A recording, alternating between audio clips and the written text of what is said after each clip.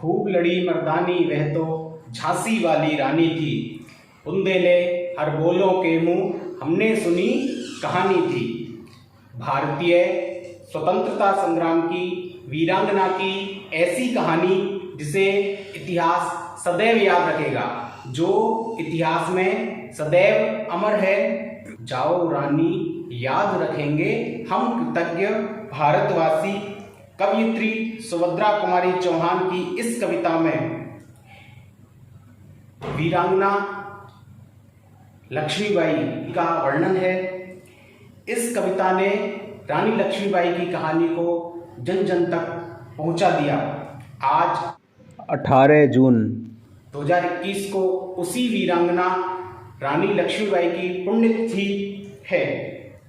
नमस्कार, मैं हूं देवकीनंदन शर्मा और आज सुभद्रा कुमारी चौहान की इसी कविता से हम झांसी की रानी लक्ष्मीबाई को श्रद्धांजलि अर्पित करते हैं। सिंहासन हिल उठे राजवंशों ने भ्रिकुटी तानी थी, बूढ़े भारत में भी आई फिर से नई जवानी थी।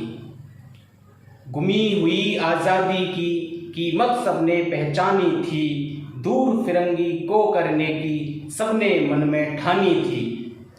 चमक उठी सन 57 में वह तलवार पुरानी थी, बुंदेले हर बोलों के मुंह हमने सुनी कहानी थी। खूब लड़ी मर्दानी वह तो झांसी वाली रानी थी। कानपुर के नाना की मुंह बोली बहन छबीली थी, लक्ष्मीबाई नाम पिता की वह संतान अकेली थी। नाना के संग पढ़ती थी वह, नाना के संग खेली थी, बर्छी ढाल कृपाण कटारी उसकी यही सहेली थी। वीर शिवाजी की गाथाएं उसको याद जवानी थी, बुंदेले हर बोलों के मुंह हमने सुनी कहानी थी। खूब लड़ी मर्दानी वह तो झांसी वाली रानी थी। लक्ष्मी थी या दुर्गा थी वह स्वयं वीरता की अवतार, देख मराठे पुलकित होते उसकी तलवारों के वार। नकली युद्ध व्यूह की रचना और खेलना खूब शिकार, सैन्य घेरना दुर्ग तोड़ना ये थे उसके प्रिय खिलवाड़। महाराष्ट्र कुल देवी उसकी भी आराध्य भवानी थी, बुंदेले हर बोलों के मुंह हमने सुनी कहानी थी। खूब लड़ी मर्दानी वह तो झांसी वाली रानी थी। मराठा शासित झांसी राज्य की रानी महारानी लक्ष्मीबाई, जिनके बचपन का नाम मणिकर्णिका था। इनकी माता का नाम भगीरथी बाई और पिता मोरोपंत तांबे थे, जो कि पेशवा बाजीराव द्वितीय के दरबार में थे। रानी का जन्म 19 नवंबर 1828 को वाराणसी में हुआ और बचपन से ही इन्होंने शस्त्र और शास्त्र दोनों की शिक्षा ग्रहण की। जिस समय भारत में अंग्रेजों का शासन था और चारों तरफ से अंग्रेज अपनी कूटनीति से भारतीय राज्यों को अपने ब्रिटिश राज्य में मिलाने लगे थे, उस समय झांसी में रानी लक्ष्मीबाई का उदय हुआ, एक ऐसी वीरांगना के रूप में जिसने अपने जीवन का उत्सर्ग कर इस 1857 की क्रांति का नाम अमर कर दिया। चमक उठी सन 57 में वह तलवार पुरानी थी। जिन राजपूतों की जिन तलवारों पर जंग लग चुकी थी, उन तलवारों में को चमकाने का काम रानी लक्ष्मीबाई ने किया। और जब बालिकाएं गुड्डे गुडियों का खेल खेलती हैं, उसी उम्र में रानी लक्ष्मीबाई बर्छी ढाल कृपाण और कटारी के साथ खेला करती थी। हुई वीरता की वैभव के साथ सगाई झांसी में, ब्याह हुआ रानी बन आई लक्ष्मीबाई झांसी में।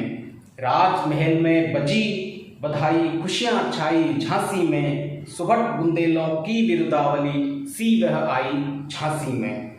चित्रा ने अर्जुन को पाया शिव से मिली भवानी थी, बुंदेले हर बोलों के मुंह हमने सुनी कहानी थी। उदित हुआ सौभाग्य मुदित महलों में उजियाली छाई, किंतु काल गति चुपके चुपके काली घटा घेर लाई। तीर चलाने वाले कर में उसे चूड़ियां कब भाई, रानी विधवा हुई हाय विधि को भी दया नहीं आई।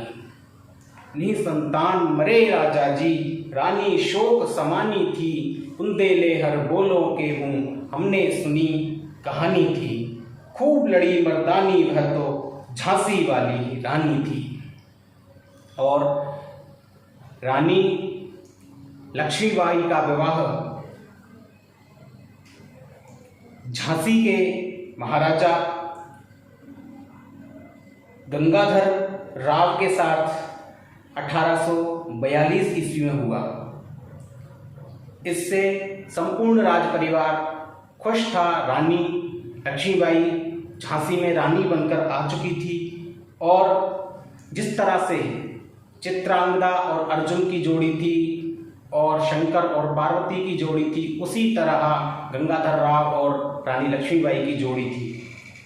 लेकिन जैसे जैसे महलों में सौभाग्य का उदय होने लगा, वैसे वैसे ही काल गति का चक्र घूमता गया और एक दिन रानी विधवा हो गई और राजा के उस समय कोई भी संतान नहीं थी। हालांकि रानी ने सितंबर 1851 में एक पुत्र को जन्म तो दिया, लेकिन 4 माह के बाद ही उसकी मृत्यु हो गई। उसके बाद 20 नवंबर 1853 को महाराजा गंगाधर राव ने दत्तक पुत्र लिया, जिसका नाम दामोदर दास रखा गया। दत्तक पुत्र को गोद लेने के बाद महाराजा गंगाधर राव का अगले ही दिन 21 नवंबर 1853 को देहांत हो गया और झांसी की रानी लक्ष्मीबाई विधवा हो गई। बुझा दीप झांसी का तब डलहौजी मन में हर्षाया, राज्य हड़प करने का उसने यह अच्छा अवसर पाया। फौरन फौजें भेज दुर्ग पर अपना झंडा फहराया, लावारिस का वारिस बनकर ब्रिटिश राज्य झांसी आया। अश्रुपूर्ण रानी ने देखा झांसी हुई वीरानी थी, बुंदेले हर बोलों के मुंह हमने सुनी कहानी थी। खूब लड़ी मर्दानी वह तो झांसी वाली रानी थी। और जैसे ही निःसंतान गंगाधर राव की मृत्यु हो गई तो लॉर्ड डलहौजी की जो राज्य हड़पने की नीति थी उसको पालित और पोषित करने का एक सुअवसर प्राप्त हो गया था। रानी के पति के कर्ज को रानी के सालाना खर्च में से काटने का फरमान दिया। इसी कारण रानी ने झांसी का किला छोड़ दिया और झांसी के राजमहल में रहने लगी। बुझा दीप झांसी का तब डलहौजी मन में हर्षाया। डलहौजी को यह एक सुअवसर प्राप्त हो गया था और उन्होंने संदेशा भिजवा दिया था रानी के पास। लेकिन रानी को जब ये 13 मार्च 1854 को रानी को आदेश मिला, तब रानी ने कहा मेरी झांसी नहीं दूंगी। और इस वाक्य ने रानी को इतिहास में सदैव अमर कर दिया। आगे चलते हैं।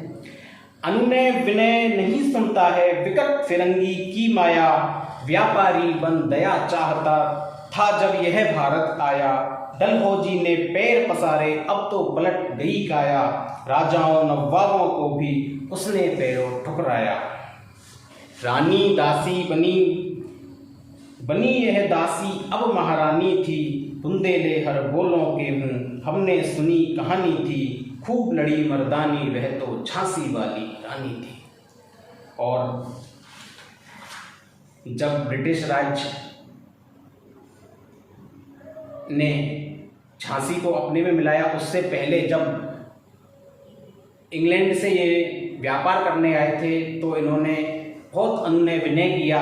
लेकिन अब जब डलहौजी ने पैर पसारे अर्थात अपना साम्राज्य का विस्तार किया तो सारी काया ही अलट पलट हो गई और उसने अपनी राज्य हड़पने की नीति से अपने साम्राज्य में राज्यों को मिलाना शुरू कर दिया। छिनी राजधानी दिल्ली की, लिया लखनऊ बातों बात, कैद पेशवा था बिठूर में, हुआ नागपुर का भी घात। उदयपुर तंजौर सतारा, कर्नाटक की कौन विसार, जबकि सिंध पंजाब ब्रह्म पर अभी हुआ था वज्रपात। बंगाले मद्रास आदि की भी तो यही कहानी थी, बुंदेलहर बोलों के मुंह हमने सुनी कहानी थी। खूब लड़ी मर्दानी वह तो झांसी वाली रानी थी। रानी रोई रनिवासों में, बेगम गम से थी बेजार, उनके गहने कपड़े बिकते थे कलकत्ते के बाजार। सरेआम नीलाम छापते थे अंग्रेजों के अखबार, नागपुर के जेवर ले लो, लखनऊ के 9 लखा हार। यों पर्दे की इज्जत परदेशी के हाथ बिकानी थी, बुंदेलहर बोलों के मुंह हमने सुनी कहानी थी। खूब लड़ी मर्दानी वह तो झांसी वाली रानी थी। कुटियों में थी विषम वेदना, महलों में आहत अपमान, वीर सैनिकों के मन में था अपने पुरखों का अभिमान।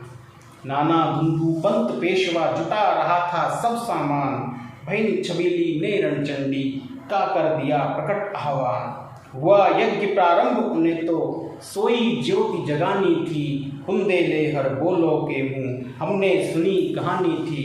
खूब लड़ी मर्दानी वह तो झांसी वाली रानी थी। महलों ने दी आग, झोंपड़ी ने ज्वाला सुलगाई थी, यह स्वतंत्रता की चिनगारी अंतरतम से आई थी। झांसी चेती दिल्ली चेती, लखनऊ लपटे छाई थी, मेरठ कानपुर पटना ने भारी धूम मचाई थी। जबलपुर कोल्हापुर में भी कुछ हलचल उकसानी थी, बुंदेलहर बोलों के मुंह हमने सुनी कहानी थी। खूब लड़ी मर्दानी वह तो झांसी वाली रानी थी। यहाँ भी झांसी दिल्ली लखनऊ मेरठ कानपुर सब में क्रांति का बिगुल बज गया। इस स्वतंत्रता महायज्ञ में कई वीरवर आए काम, नाना धुंधु पंत तांतिया चतुर अजीमुल्ला सरनाम। अहमद शाह मौलवी ठाकुर कुंवर सिंह सैनिक अभिराम, भारत के इतिहास गगन में अमर रहेंगे जिनके नाम। लेकिन आज जुर्म कहलाती उनकी जो कुर्बानी थी, बुंदेलहर बोलों के मुंह हमने सुनी कहानी थी। खूब लड़ी मर्दानी वह तो झांसी वाली रानी थी। इनकी गाथा छोड़ चले हम झांसी के मैदानों में, जहाँ खड़ी है लक्ष्मीबाई मर्द बनी मर्दानों में। लेफ्टिनेंट वॉकर आ पहुंचा, आगे बढ़ा जवानों में, रानी ने तलवार खींच ली, हुआ द्वंद्व आसमानों में। जख्मी होकर वॉकर भागा, उसे अजब हैरानी थी, बुंदेलहर बोलों के मुंह हमने सुनी कहानी थी। खूब लड़ी मर्दानी वह तो झांसी वाली रानी थी।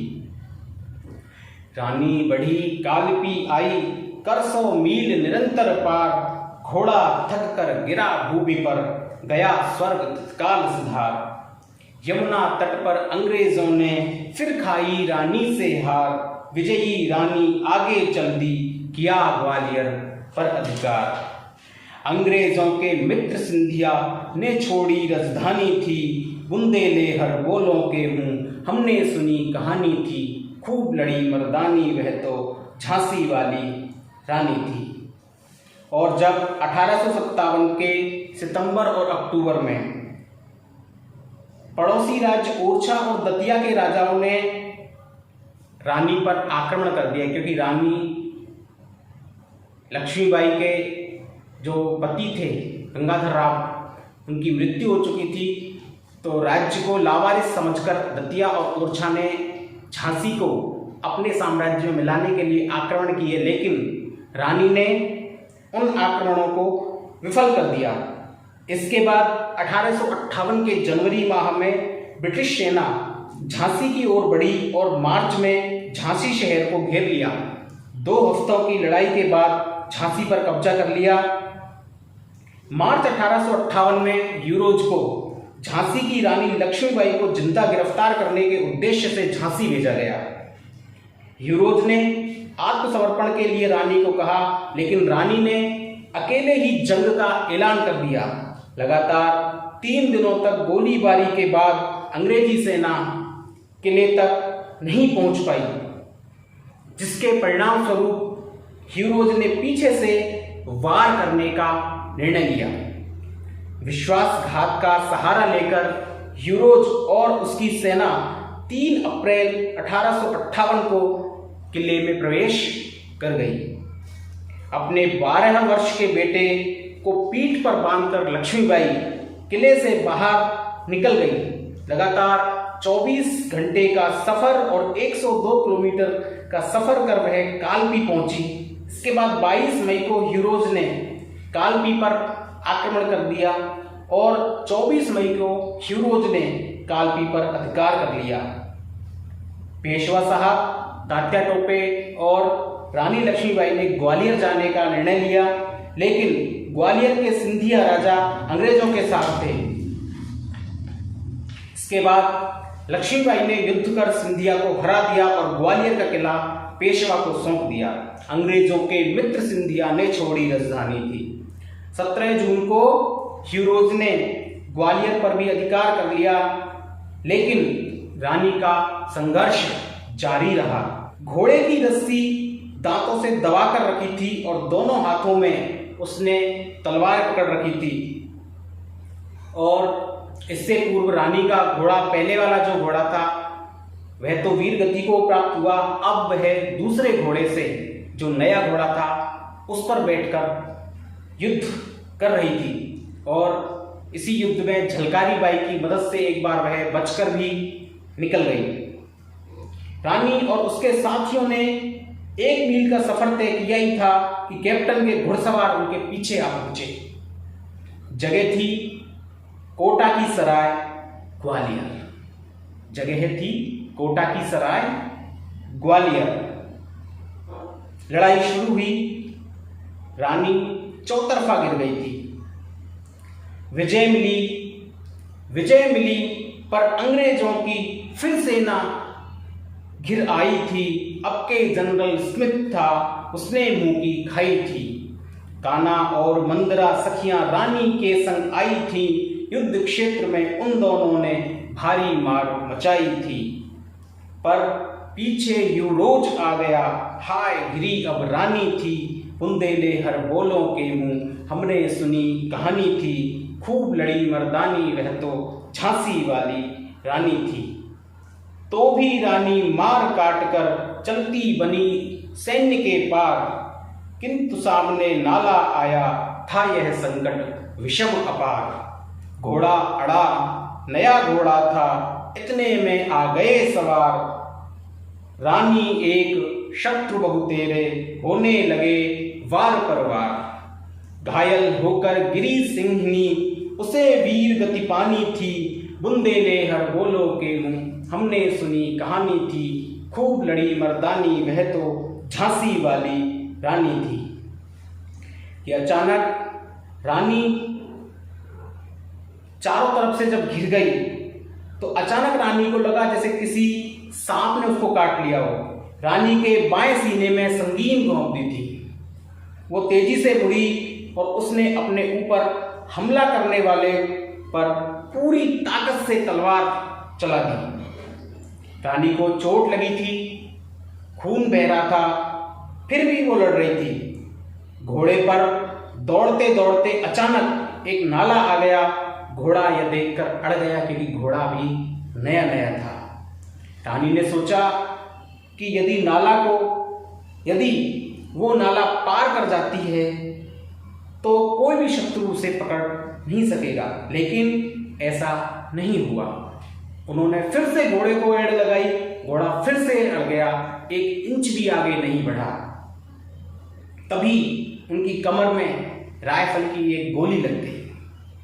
रानी के बाएं हाथ से तलवार छूटकर जमीन पर गिर गई। उन्होंने हाथ से खून रोकने की कोशिश की। तब तक एक अंग्रेज रानी के घोड़े की बगल में पहुंच चुका था। उसने रानी पर वार करने के लिए अपनी तलवार ऊपर उठाई। रानी ने भी उसका वार रोकने के लिए अपने दाएं हाथ में पकड़ी तलवार ऊपर की, लेकिन उस अंग्रेज की तलवार उनके सिर पर इतनी तेजी से लगी कि उनका माथा फट गया और वो खून से लथपथ हो गई। घायल होकर गिरी सिंगिनी, उसे वीर गति पानी थी, मुंदे लेहर बोलों के मुंह हमने सुनी कहानी थी। तब भी रानी ने अपनी पूरी ताकत लगाकर उस अंग्रेज सैनिक पर वार किया, लेकिन वो सिर्फ उसके कंधे को ही घायल कर पाई। रानी घोड़े से गिर पड़ी थी। वह रणसिंगिनी घोड़े पर से गिर गई और तभी रानी के सैनिक उन्हें अपने हाथों में उठाकर ले गए और पास के एक मंदिर में चले गए। रानी तब तक जीवित थी। रानी बहुत बुरी हालत में थी। वो धीरे धीरे अपना होश खो रही थी। तभी मंदिर के पुजारी ने रानी को गंगा जल पान कराया। उधर फायरिंग चल रही थी। जब अंतिम सैनिक को अंग्रेजों ने मार दिया तो अंग्रेजों ने सोचा कि चलो युद्ध तो खत्म हुआ, और अंग्रेज समझे कि अब उन्होंने अपना काम पूरा कर लिया है। तभी एक अंग्रेज चिल्लाया, वो लोग मंदिर के अंदर गए हैं, उन पर हमला करो, रानी अभी जिंदा है। इधर रानी की हालत खराब होती जा रही थी। उनकी एक आंख कटार की चोट लगने से बंद थी। उन्होंने बहुत मुश्किल से दूसरी आंख खोली। उन्हें धुंधला धुंधला दिखाई दे रहा था। बहुत मुश्किल से उन्होंने अपने गले से मोतियों का हार निकालने की कोशिश की, लेकिन वो ऐसा नहीं कर पाई और बेहोश हो गई। रानी का अंतिम समय। अब रानी का अंतिम समय आ गया। रानी की सांसें तेज तेज चलने लगी। अचानक उनमें जैसे फिर से जान आ गई। वो बोली, अंग्रेजों को मेरा शरीर नहीं मिलना चाहिए। ये कहते ही उनका सिर एक ओर लुढ़क गया। सब कुछ शांत हो गया। रानी वीर गति को प्राप्त हो चुकी थी।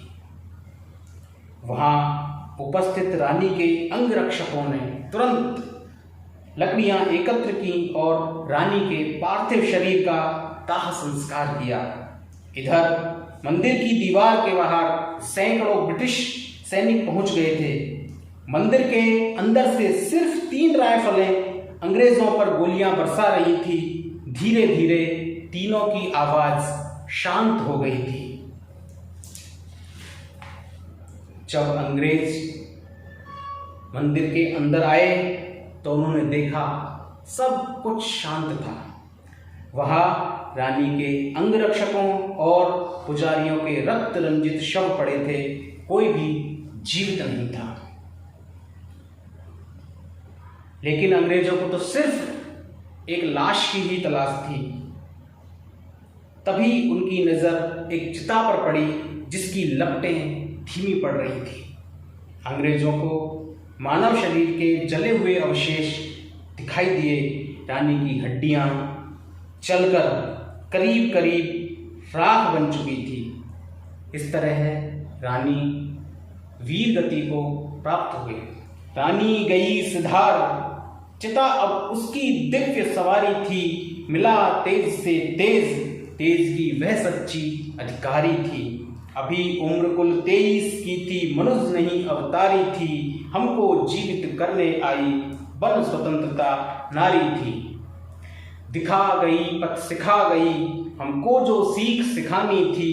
बुंदेले हर बोलो के मुंह हमने सुनी कहानी थी। खूब लड़ी मर्दानी वह तो झांसी वाली रानी थी। खूब लड़ी मर्दानी वह तो झांसी वाली रानी थी। जाओ रानी याद रखेंगे हम कृतज्ञ भारतवासी। जाओ रानी याद रखेंगे हम कृतज्ञ भारतवासी। यह तेरा बलिदान जगावे गा स्वतंत्रता अविनाशी। होवे चुप इतिहास लगे सच्चाई को चाहे फांसी। हो मदमाती विजय मिटा दे गोलों से चाहे झांसी। तेरा स्मारक तू ही होगी, तू खुद अमिट निशानी थी, बुंदेले हर बोलों के मुंह हमने सुनी कहानी थी, खूब लड़ी मर्दानी वह तो झांसी वाली रानी थी। इस तरह जब रानी वीर गति को प्राप्त हो गई, दिखा गई पथ सिखा गई हमको जो सीख सिखानी थी। इस छोटी सी उम्र में देशवासियों को जो सीख सिखानी थी और देशवासियों को जो राष्ट्रभक्ति दिखानी थी वह दिखा गई और स्वयं उस मार्ग पर चलकर अपने प्राणों का बलिदान कर गई।